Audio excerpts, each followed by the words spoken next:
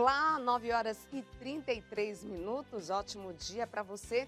Quarta-feira, 12 de novembro de 2025. Estamos juntos para mais uma edição do Canção Nova Notícias, edição da manhã. Por aqui deixamos você por dentro dos assuntos da Igreja, do Brasil e do mundo. Estamos ao vivo, direto de São Paulo, por isso, vamos dar uma olhadinha na capital paulista nessa manhã. Veja aí o MASP na Avenida Paulista. O dia começou frio, mas o sol predomina, viu? E tem possibilidade de chuva à tarde, ou melhor, de chuva à noite e à tarde pode bater os 31 graus. Na edição de hoje você vai conferir: Leão 14 convoca fiéis a se apoiarem mutuamente nas provações. CNBB faz coletiva em evento na COP30. Igreja da Terra Santa convoca o retorno às peregrinações. Veja esses e outros destaques a partir de agora. Hoje pela manhã, o Papa Leão 14 se reuniu com peregrinos de várias partes do mundo na Praça São Pedro para audiência geral. O Santo Padre deu sequência às catequeses do ano jubilar e refletiu sobre a fraternidade. Vamos saber mais com Danúbia Gleiser. Como você disse, Elane, foi a fraternidade que o Papa Leão 14 destacou na sua catequese de hoje, que teve como tema a espiritualidade pascal, inspira a fraternidade, amai-vos uns aos outros como eu vos amei. Segundo o Papa, o ser fraterno surge de um dado profundamente humano, pois somos capazes de nos relacionar e, se quisermos, sabemos construir laços autênticos entre nós. Para ele, sem as relações que nos apoiem e enriqueçam desde o início da nossa vida, não poderíamos sobreviver, crescer ou aprender. Ele destacou também que essas relações são muito diversas em forma e profundidade, que de fato a nossa humanidade se realiza plenamente quando estamos e vivemos juntos, quando somos capazes de experimentar laços autênticos, não formais, com as pessoas que nos rodeiam, expressou. Leão 14 alertou que, se nos isolarmos, corremos o risco de adoecer de solidão e até de desenvolver um narcisismo que nos leva a nos preocuparmos com os outros apenas por interesse próprio, e que a fraternidade não pode ser tomada como garantia, pois não é algo imediato. Molti conflitti, tante guerre sparse nel mondo. Disse ainda que muitos conflitos, tantas guerras espalhadas pelo mundo, tensões sociais e sentimentos de ódio parecem demonstrar o contrário. Contudo, a fraternidade não é um sonho belo e impossível, não é um desejo de alguns iludidos. E, para vencer as sombras que a ameaçam, orientou que devemos ir às fontes e, sobretudo, procurar a luz e a força naquele que é o único que nos liberta do veneno da inimizade. O Santo Padre explicou também que a palavra irmão vem de uma raiz muito antiga que significa cuidar, amar, apoiar e sustentar, e que esta, aplicada a todo ser humano, torna-se um belo convite. Ao final, Leão 14 falou da comemoração hoje do bispo São Josafá, martirizado por seu incansável zelo pela unidade da Igreja. Incoraggio ciascuno ad avere coscienza dei doni di grazia E encorajou a todos a estarem atentos às graças recebidas para que possam ser disponibilizadas à comunidade. Pater et Filius. De Roma, Danúbia Gleiser para o Canção Nova Notícias, edição da manhã. Obrigada, Danúbia.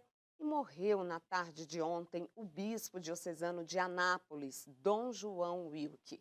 Ele tinha 74 anos, era natural da Polônia e foi ordenado presbítero em 1976. Ao longo da caminhada pastoral, destacou-se pela dedicação, humildade e profundo amor à igreja.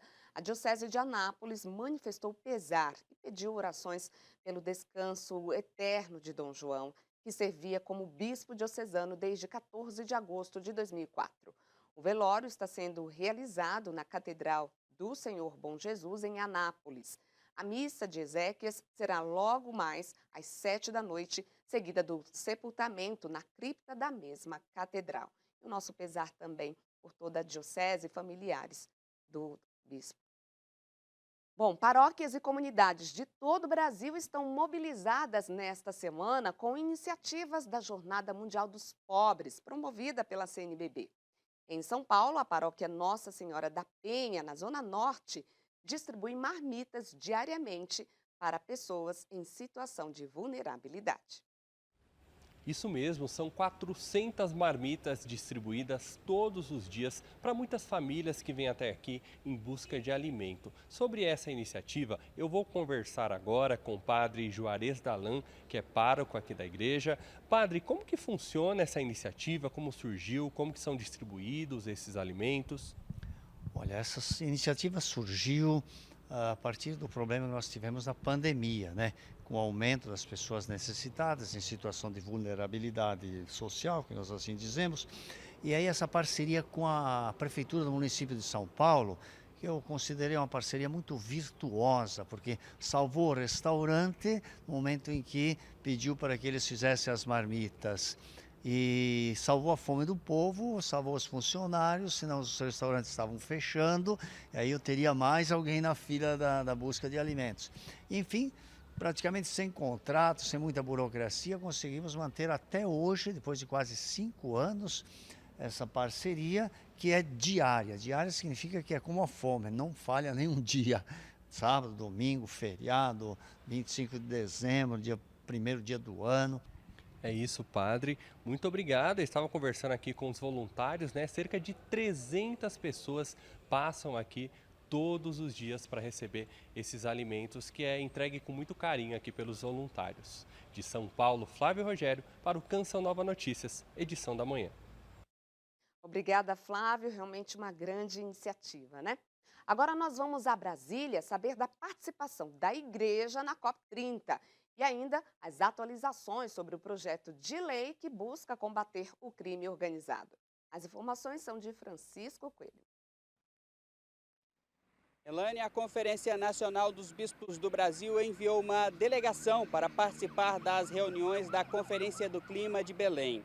A Santa Sé também enviou uma comitiva composta por 10 pessoas e liderada pelo cardeal secretário de Estado, Pietro Parolin.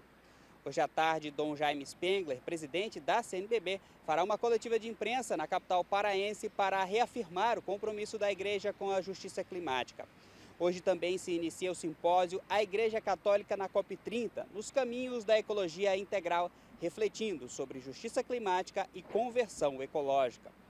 E mudando de assunto, o secretário de Segurança Pública de São Paulo, Guilherme Derrite, licenciado do cargo para relatar o projeto antifacção enviado pelo governo ao Congresso, apresentou a versão final do texto aos deputados.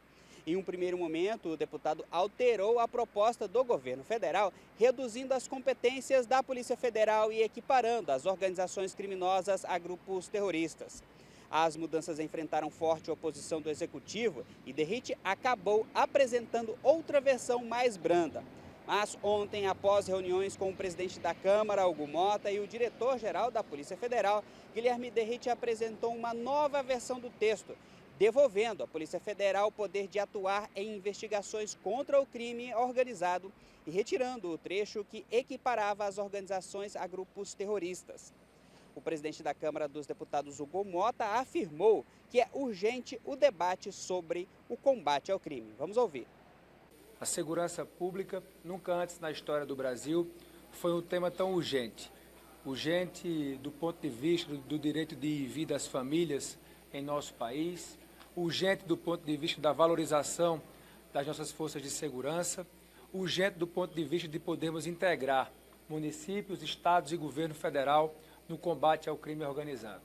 Desde então, o deputado Guilherme Derrite tem dialogado com as lideranças partidárias, com os estados, tem procurado dialogar também com o governo federal na construção de um projeto que entregue ao país um resultado, uma solução para a segurança pública do Brasil. Voltamos aos estúdios em São Paulo.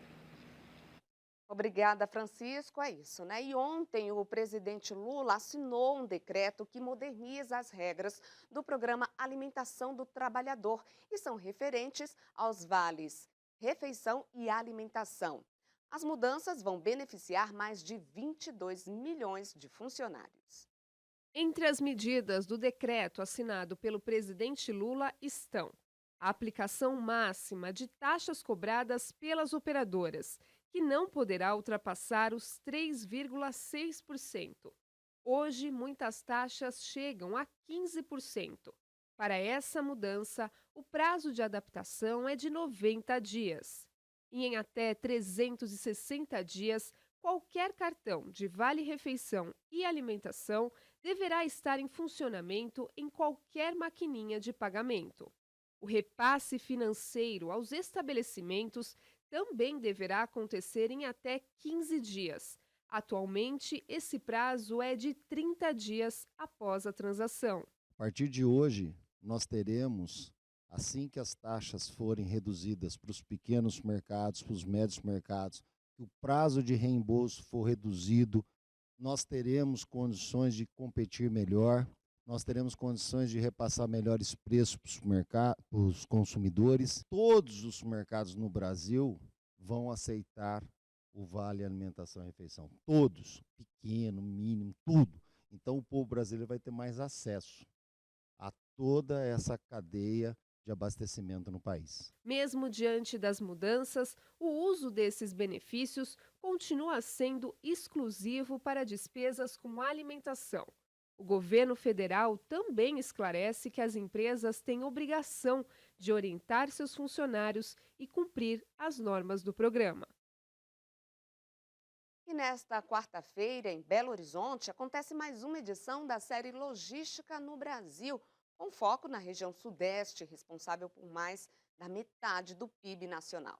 Vanessa Nício traz os detalhes. O encontro promovido pelo governo federal reúne autoridades e especialistas para debater os desafios e oportunidades da infraestrutura logística regional. Durante o evento, que acontece na manhã desta quarta-feira, será apresentado um panorama logístico do Sudeste, um estudo inédito que consolida dados e análises sobre os principais corredores de transporte da região e propõe diretrizes para o fortalecimento da integração logística no Brasil. Vale lembrar que Minas Gerais é o estado que tem a maior malha viária do país. O encontro acontece na sede da Federação das Indústrias do Estado de Minas Gerais. De Belo Horizonte, Vanessa Nício para o Canção Nova Notícias, edição da manhã. Obrigada, Vanessa.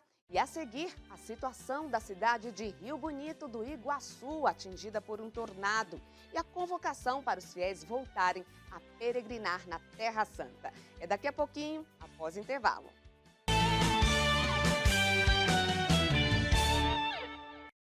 E a gente volta agora para falar sobre a cidade de Rio Bonito do Iguaçu, no Paraná, atingida por um tornado na última sexta-feira. O município continua com os trabalhos de reconstrução. A Diocese de Guarapuava, da qual a cidade faz parte, realiza uma campanha e encoraja voluntários nessa missão. Nossa equipe conversou com o bispo local, Dom Hamilton Manuel da Silva, sobre esse assunto. Vamos ouvir. Lá tem o comitê de crise, feito pela prefeitura. Nós temos um padre e algumas lideranças participando.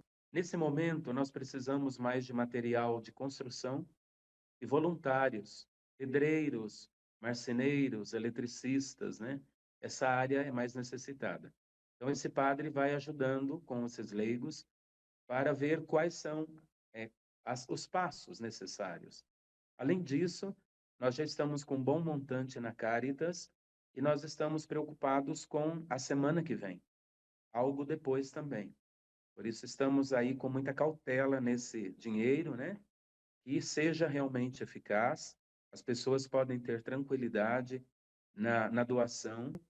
A presença da igreja, enquanto padre que está lá e vários que estão indo para lá, para serem presenças espirituais, né? De consolo, de escuta, de bênção, resgatar a esperança e os sonhos. E vamos ver agora como fica a previsão do tempo para hoje em todo o país. Uma nova frente fria avança em direção à região sul do país.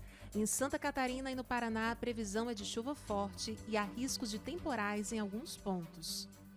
No sudeste, o tempo segue mais firme, pode chover apenas na capital paulista. Máximas de 30 graus em São Paulo e no Rio de Janeiro. No centro-oeste, na parte da tarde, uma nova área de baixa pressão no Paraguai irá avançar na região. No Mato Grosso, tem alerta para temporais. No leste de Goiás, o tempo deve seguir mais firme. Pode chover forte em Salvador, nas demais partes o calor predomina. Máxima de 32 graus em São Luís e 35 em Teresina. No norte, as chuvas diminuem no Amapá, mas ainda podem ocorrer de maneira fraca em algumas localidades da região. No Pará, tem risco para temporais. A gente segue agora com notícias internacionais. Líderes religiosos participam de uma exposição em Macau, na China, que tem como foco a unidade. O encontro também contou com a presença de representantes do governo chinês. José Miguel Encarnação tem as informações. Bom dia, Brasil.